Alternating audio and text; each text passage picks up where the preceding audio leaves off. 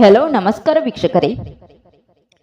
ಆರೋಗ್ಯವೆಂದರೆ ನಮ್ಮ ದೈನಂದಿನ ಜೀವನದ ಮೂಲ ಆಧಾರ. ನಾವು ಆರೋಗ್ಯವಾಗಿರುವಾಗಲೇ ಜೀವನವನ್ನು ಸಂತೋಷದಿಂದ ನಡೆಸಬಹುದು. ಒಳ್ಳೆಯ ಆರೋಗ್ಯಕ್ಕಾಗಿ ದೊಡ್ಡ ದೊಡ್ಡ ವ್ಯಾಯಾಮಗಳ ಅಥವಾ ದುಬಾರಿ ಔಷಧಿಗಳ ಅಗತ್ಯವಿಲ್ಲ. ಕೆಲವೊಂದು ಸರಳವಾದ ನಿತ್ಯದ ಅಭ್ಯಾಸಗಳು ನಮ್ಮ ಆರೋಗ್ಯವನ್ನು ಉತ್ತಮವಾಗಿರಿಸಬಹುದು. ಈ ಲೇಖನದಲ್ಲಿ ನಾವು ಇಂತಹ ಕೆಲವು ಸುಲಭ ಆರೋಗ್ಯ ಟಿಪ್ಸ್ಗಳನ್ನು ತಿಳಿದುಕೊಳ್ಳೋಣ. ಸ್ನೇಹಿತರೆ, ಅದಕ್ಕಿಂತ ಮುಂಚೆ ಹೊಸೊಬ್ರು ಯಾರಾದರೂ ನಮ್ಮ ಚಾನಲ್ನ ಭೇಟಿಯಾಗಿದ್ದರೆ ಈಗಲೇ ಸಬ್ಸ್ಕ್ರೈಬ್ ಮಾಡಿಕೊಂಡು ವಿಡಿಯೋಗೆ ಒಂದು ಲೈಕ್ ನೀಡುವುದನ್ನು ಮರೆಯಬೇಡಿ. ಸ್ನೇಹಿತರೆ, ನಿಮ್ಮ ಅನಿಸಿಕೆಗಳನ್ನು ಕಮೆಂಟ್ ಮೂಲಕ ತಪ್ಪದೇ ತಿಳಿಸಿ. ಸ್ನೇಹಿತರೆ, ಪ್ರತಿನಿತ್ಯ ಒಂದು ಮಗ್ ನೀರನ್ನು ನಿಮ್ಮ ಕಣ್ಣಿಗೆ ಎರಚಿಕೊಳ್ಳಿ. ಇದೇ ನಿಮ್ಮ ನೇತ್ರಗಳಿಗೆ ದೊರೆಯಬಹುದಾದ ಉತ್ತಮ ವ್ಯಾಯಾಮ. ಬಹಳ ಹೊತ್ತು ಓದುವವರು ಮತ್ತು ಕಂಪ್ಯೂಟರ್ ಮುಂದೆ ಇರುವವರು ಮಧ್ಯದಲ್ಲಿ ಸ್ವಲ್ಪ ಹೊತ್ತು ರಿಲ್ಯಾಕ್ಸ್ ತೆಗೆದುಕೊಳ್ಳಿ. ಸರಳವಾಗಿರುವ ನೇತ್ರಗಳ ವ್ಯಾಯಾಮ ಮಾಡಿರಿ. ಇದರಿಂದ ನಿಮ್ಮ ನೇತ್ರಗಳಿಗೆ ತುಂಬ ಲಾಭವಿದೆ. ಒಂದು ಪೆನ್ ಇಲ್ಲವೇ ಪೆನ್ಸಿಲ್ ತೆಗೆದುಕೊಳ್ಳಿ. ನಿಮ್ಮ ಕೈಯಲ್ಲಿ ಅದನ್ನು ಹಿಡಿದು ನೇರವಾಗಿ ಅದನ್ನೇ ದಿಟ್ಟಿಸಿ 2 ನಿಮಿಷ ನೋಡಿರಿ. ನಂತರ ಅದನ್ನು ನಿಮ್ಮ ಎಡಭಾಗಕ್ಕೆ ಸರಿಸಿ ನೀವು ಕದಲದೆ ಅದನ್ನೇ ಕುಳಿತ ಜಾಗದಿಂದ ಎಡಭಾಗದಲ್ಲಿ ಇರುವ ಪೆನ್ನನ್ನು ದಿಟ್ಟಿಸಿ ನೋಡಿರಿ. ಇದೇ ರೀತಿ 2 ನಿಮಿಷ, ಬಲಕ್ಕೆ 2 ನಿಮಿಷ, ಮೇಲೆ 2 ನಿಮಿಷ ಕೆಳಗೆ ಇಟ್ಟುಕೊಳ್ಳಿ. ನೇತ್ರದೋಷ ಇರುವವರು ತಪ್ಪದೆ ತಮ್ಮ ಕನ್ನಡಕಗಳನ್ನು ಧರಿಸಬೇಕು ಮತ್ತು ತಪ್ಪದೆ ವರ್ಷಕ್ಕೆ 1 ಬಾರಿಯಾದರೂ ನೇತ್ರ ತಜ್ಞರನ್ನು ಭೇಟಿ ಮಾಡಬೇಕು. ಹಸಿ ತರಕಾರಿ, ಕ್ಯಾರೆಟ್, ಹಣ್ಣುಗಳು ಇವೆಲ್ಲವೂ ಕಣ್ಣುಗಳಿಗೆ ಒಳ್ಳೆಯದು. 6-7 ಗಂಟೆಗಳ ಕಾಲ ನಿದ್ರೆ ಅತ್ಯವಶ್ಯಕ. ಬೇಸಿಗೆ ಕಾಲದಲ್ಲಿ ಕಣ್ಣಿನ ಉರಿ ತಡೆಯಲು 1-2 ಹನಿ ರೋಸ್ ವಾಟರ್ ಕಣ್ಣಿಗೆ ಹಾಕಿಕೊಳ್ಳಿ. ಇದರಿಂದ ನಿಮ್ಮ ಕಣ್ಣಿಗೆ ತಂಪು ದೊರೆಯುತ್ತದೆ. ಪುರುಷರು ದಿನಾಲು ದಾಳಿಂಬೆ, ಕಲ್ಲಂಗಡಿ, ಅವಕಡೋ ಸೇವಿಸುವುದರಿಂದ ಟೆಸ್ಟೋಸ್ಟೆರಾನ್ ಮಟ್ಟವನ್ನು ಹೆಚ್ಚಿಸುತ್ತದೆ. ರಕ್ತ ಸಂಚಾರ ಉತ್ತಮಗೊಳ್ಳುತ್ತದೆ. ಹತ್ತಿ ಪ್ಯಾಡ್ ತರಹ ಮಾಡಿ ಅವುಗಳನ್ನು ಮಜ್ಜಿಗೆಯಲ್ಲಿ ನೆನೆಸಿ ನಂತರ ಅವುಗಳನ್ನು ನಿಮ್ಮ ಕಣ್ಣಿನ ಮೇಲೆ ಹಾಕಿ 15-20 ನಿಮಿಷ ವಿಶ್ರಾಂತಿ ತೆಗೆದುಕೊಂಡರೆ ಕಣ್ಣುಗಳಿಗೆ ತುಂಬ ಆರಾಮ ದೊರೆಯುತ್ತದೆ.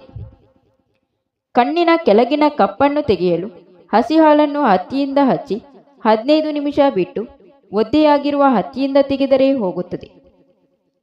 ಹಲ್ಲು ನೋವು ಇರುವ ಜಾಗಕ್ಕೆ ಅರಶಿನ ಒತ್ತಿಕೊಂಡರೆ ಹಲ್ಲು ನೋವು ಕಡಿಮೆಯಾಗುತ್ತದೆ.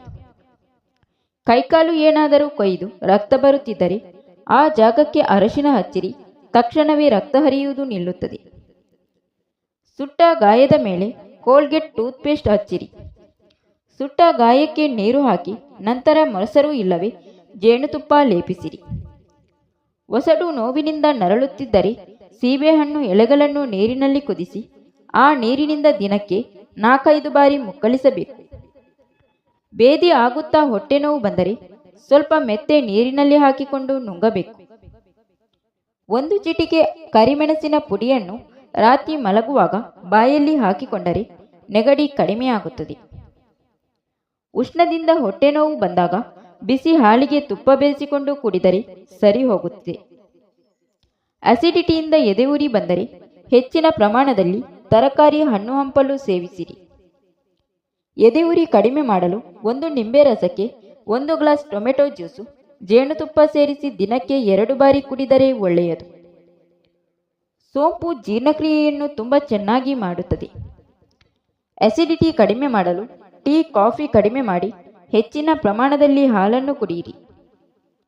ಬೇಸಿಗೆಯಲ್ಲಿ ಆಗುವ ಬೆವರು ಸಾಲೆಗೆ ಪೌಡರನ್ನು ಉಪಯೋಗಿಸಿ ದಿನಕ್ಕೆ 2 ಬಾರಿಯಾದರೂ ಸ್ನಾನ ಮಾಡಿ ಬೆನ್ನು ಕಂಕುಳಗಳಲ್ಲಿ ಪೌಡರ್ ಹಾಕಿಕೊಳ್ಳಿ.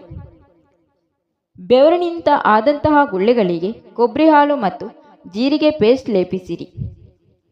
ದೇಹದ ಉಷ್ಣತೆ ಹೆಚ್ಚಾದಾಗ ದೇಹ ತಂಪಾಗಿಸಲು ಮಜ್ಜಿಗೆ, ಎಳನೀರು, ಮೊಸರು, ಪಾನಕ ಇವೆಲ್ಲವೂ ಸಹಕಾರಿಯಾಗಿ ಇರುತ್ತದೆ. ಕಟ್ಟಿದ ಮೂಗನ್ನು ತೆರೆಯಲು ಹಸಿ ಸಾಸಿವೆ ಎಣ್ಣೆ ಹಾಕಿಕೊಳ್ಳಿ ಇಲ್ಲವೇ ಸ್ಟೀಮ್ ತೆಗೆದುಕೊಳ್ಳಿ.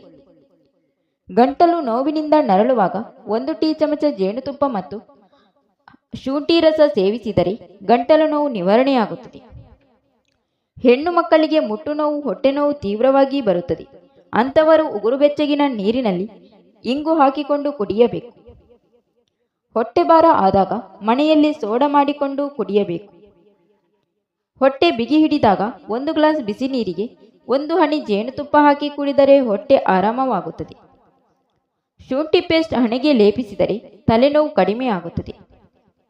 ಬೆವರಿನಿಂದ ಆದಂತಹ ಗುಳ್ಳೆಗಳಿಗೆ ಗಂಧವನ್ನು ಲೇಪಿಸಿದರೆ ಆ ಜಾಗದ ಉರಿ ಕಡಿಮೆಯಾಗಿ ತಂಪು ಹುಟ್ಟಿ ಗುಳ್ಳೆಗಳು ವಾಸಿಯಾಗುತ್ತದೆ.